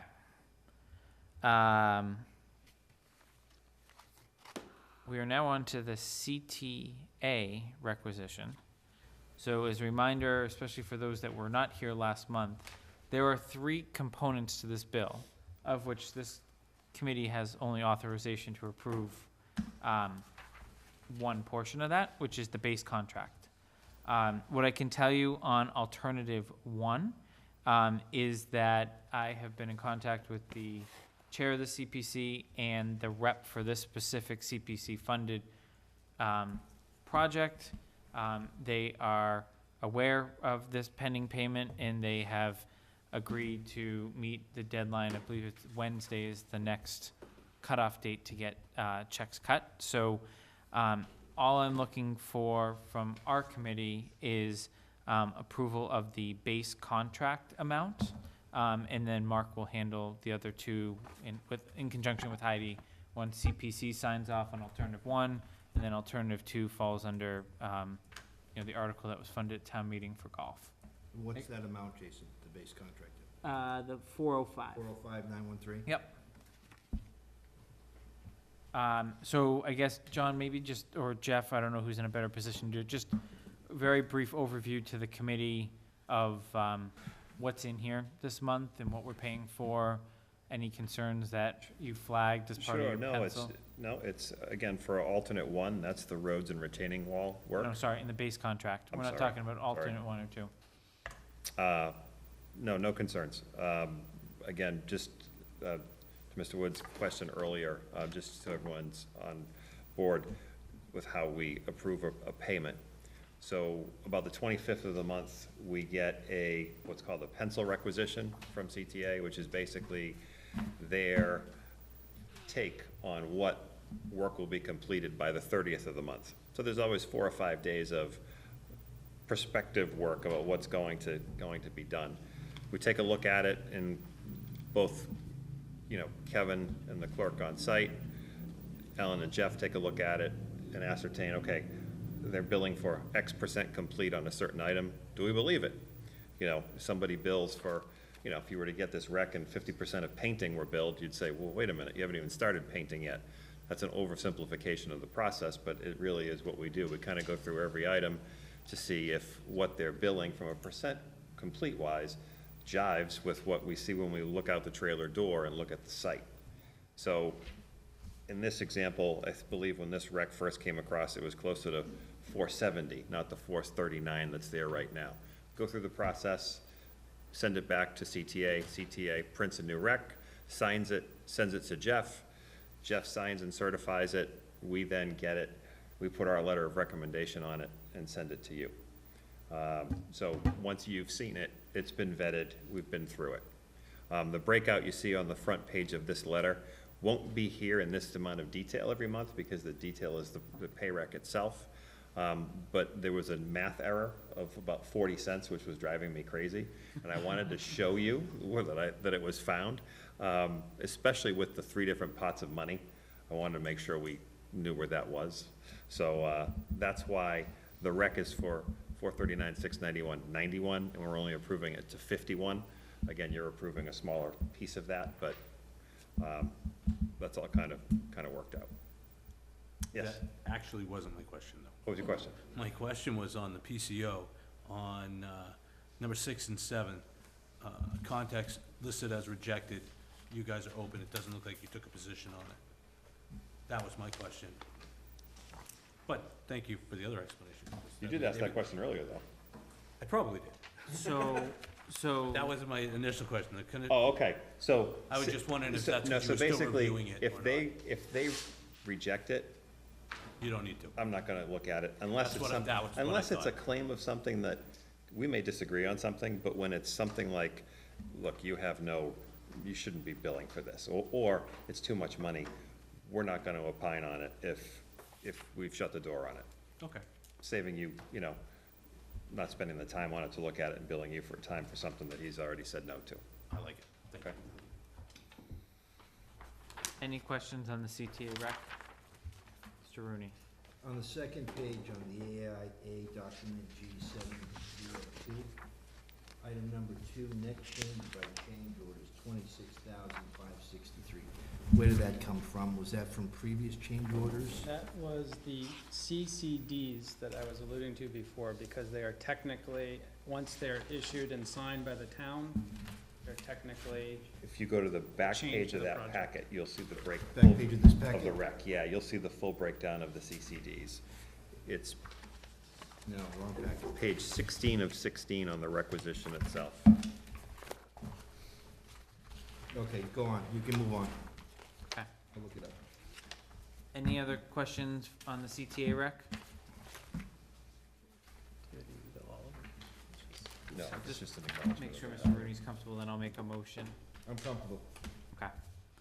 So I'll move that we approve the CTA requisition 2 for the portion funded by this project for the amount of $405,914,18. Is there a second? Seconded by Mr. Goodney. Any further discussion? All those in favor? Any opposed? Motion carries unanimously. Okay. Hang on one second. Do you mind? Not for nothing. It's 405,913, 18. Is that what you're gonna say?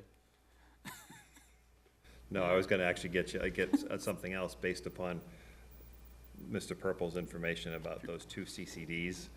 They're now public safety. The breakdown on this letter changes. So we also have to vote. Okay, I'll make so, well, that motion carried, but what I'll do is I'll We can- make a second motion, To add the 2 others. to add in, Clubhouse trailer upgrades and temp, hang on. it's PCO 02/CCD 01 and PCO 12/CCD 06, right? Forget everything I just said. Those are the two that stayed for golf. That's what I'm just gonna Yep. ask. Nope, they stayed for golf. We're good. Okay, so we're good? We're good. Okay. So Apologies for that. we're good on CTA. My understanding is that these gentlemen were not able to carry the selection back. We have it downstairs. Oh, you do? Oh, yeah, it's downstairs. We're not carrying it up. I can't carry it up. Okay, I really like you All right. guys and all, but I can't carry that thing up. all right. Well, I got an indication that all I saw was this, and I thought, oh, it was too heavy, so. Oh, no, I got it in the car. I'm sorry about the old damage to your car, but we'll talk about that later. Misunderstanding, I just said, we can't carry it up, so I said, come down. Okay, well, that makes my life easier, because I didn't really know how I was gonna transition locations and comply. Did you say they're in the parking lot? It's in So, the parking lot right Then we now. better run while they're still stumbling? There's a semi-light outside, so. yeah, so what I am going to suggest is that, the committee, we will remain, I can't go into recess. What I would recommend, I can, yeah. All right, so I'm just gonna say, take a 5-minute recess, no discussion you just look outside at of it, but the, no discussion. this, and we'll come back and discuss it. The brick selection is downstairs, so we are in recess. I'm curious to see how my representation online I found comes out.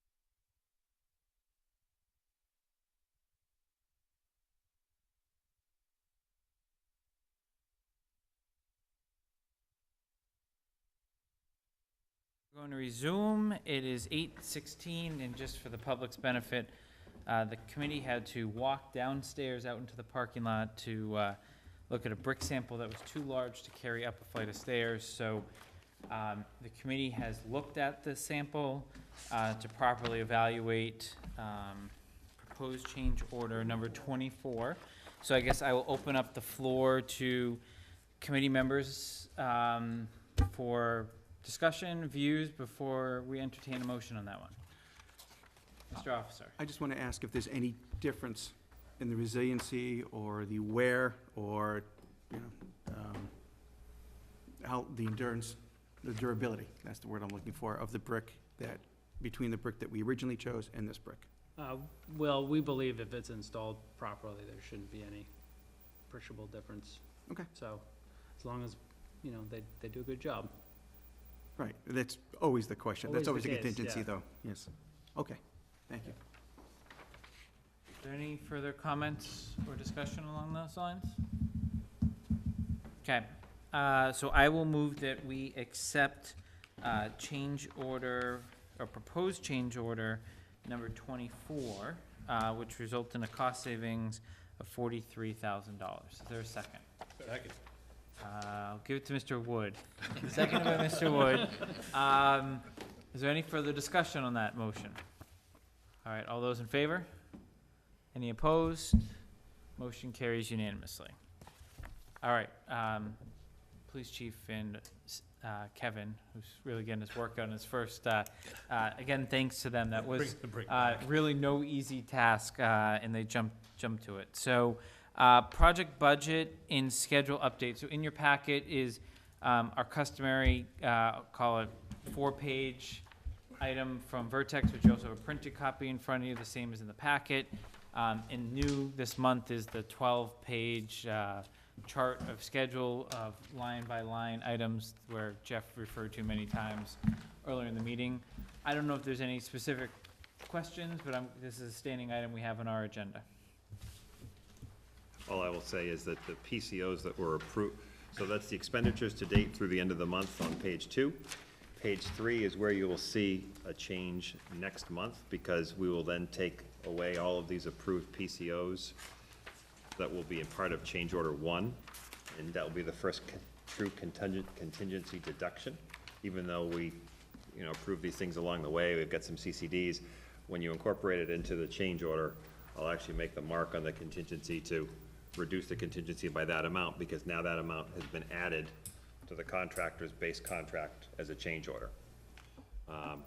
And then the 4th page, as Mr. Rooney said, we will make that square off with the new information from Mr. Purple. So we have golf column and public safety column squared away. Any other questions on that? You like the form, everyone's good format? I'll continue to request, that's part of your standing monthly packet now.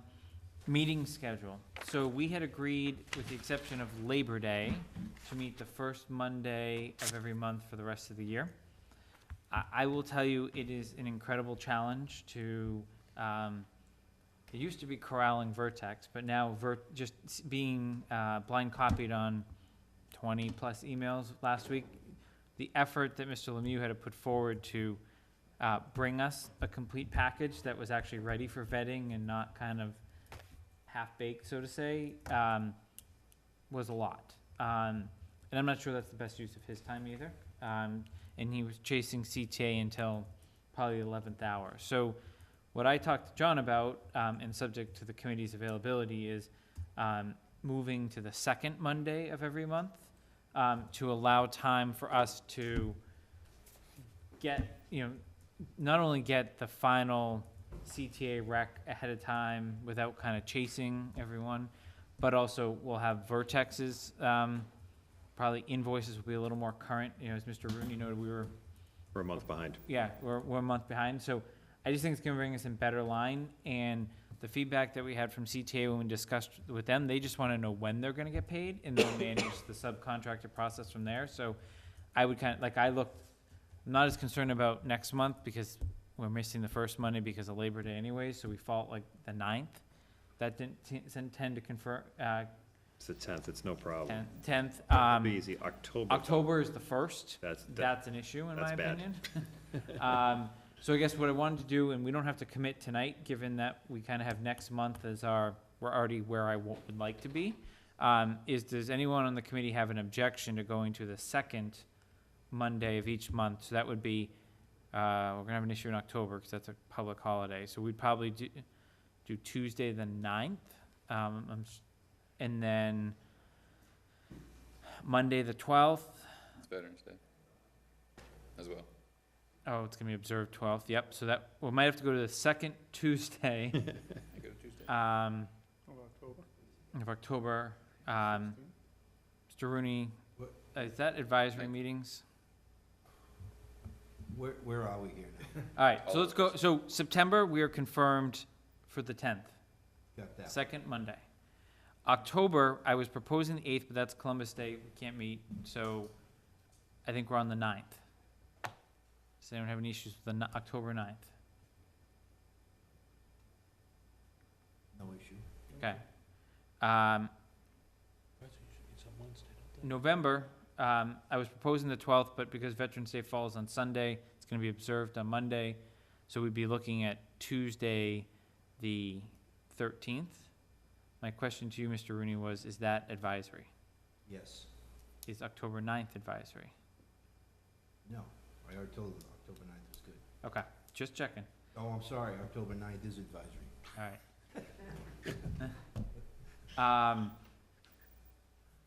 So do we look at the end of an earlier week, of like the first week? Or do we go to Wednesday? Because I don't want to, Right, we still gotta hit the payment of bills and those kinds of things, right? Just that issue on the other side of it. yeah, and I obviously don't want Mr. Rooney being in two spots, and selfishly, my wife is on the advisory committee, Right. so I have a little bit of a childcare issue there too. So, I would go to Wednesday, Jason, not the week before. okay, so I'm looking at Wednesday the 10th and Wednesday the 14th. 10/10 and 11/14. And I will circulate this in an email. And then Monday, December 10th. Those are my recommended way we close out the year.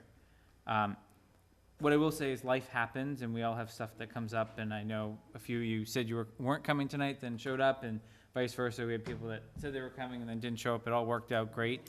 But I think if we do run into an issue, I think folks just let me know and I'll assess whether we have a quorum or not and go from there. But that's my planned schedule from here on out. You could send out an email. I will send an Thank email. you. Jeff? Unfortunately, I will not be able to be here on September Okay. 10th, but that's the only one. Well, Ellen? Ellen will be here. Okay, Yeah. that's great. I just, the amount of coordination between Vertex and Context that's going on, like, I feel like you guys could almost unless we have an issue with Context, I feel like, you guys can almost sub in each other's place Jason, That's the Rosh 10th is Rosh Hashanah. of, September. so there's no public meeting law that prohibits me from holding the meeting, so I guess the question is there any member that? There's only certain holidays, right, that are, I'm just trying to, Don't know. so I'm gonna leave it on the 10th for now, unless I receive notification from the committee that doesn't work for them. Okay, so then the only other scheduling item that I just wanted to make you aware of, that I don't have a date for, is I was asked by CTA about a beam raising ceremony. They were targeting September, October, but curious, because you would need a piece of steel to do such a thing, how we would go about It's the that. last piece of steel. So anyways, I basically strongly suggested that it should be as public of a event as we can make. They were asking a whole bunch of questions, and I basically said, look, we want it to be a very public, prominent event for the town.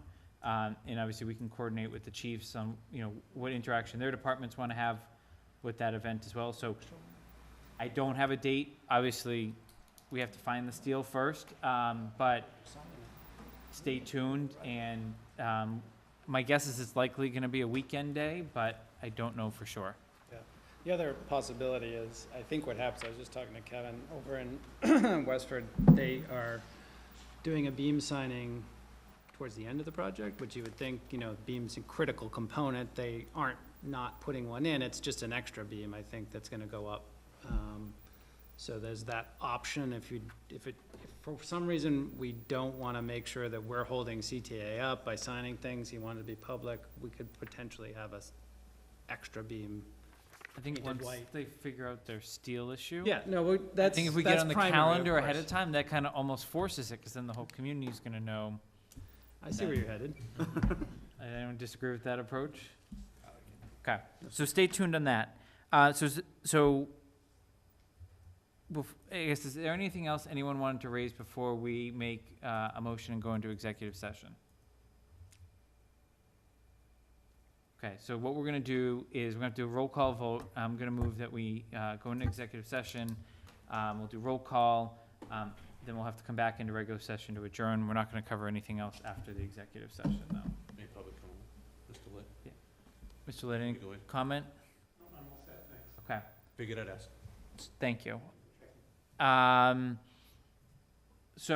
With that, I will move that the committee goes into executive session for the purpose of discussing security systems for the public safety building, including authorization for procurement. This discussion is occurring in executive session under exemption 4 to discuss the deployment of or security personnel or devices or strategies with respect thereto of the open meeting law. We'll immediately adjourn after executive session and will not return to open session. Malinowski, aye. Barry? Aye. Goodney? Aye. Moorhead? Aye. Officer? Aye. Wood? Aye. Rooney? Aye. All right, we're in executive session. Okay.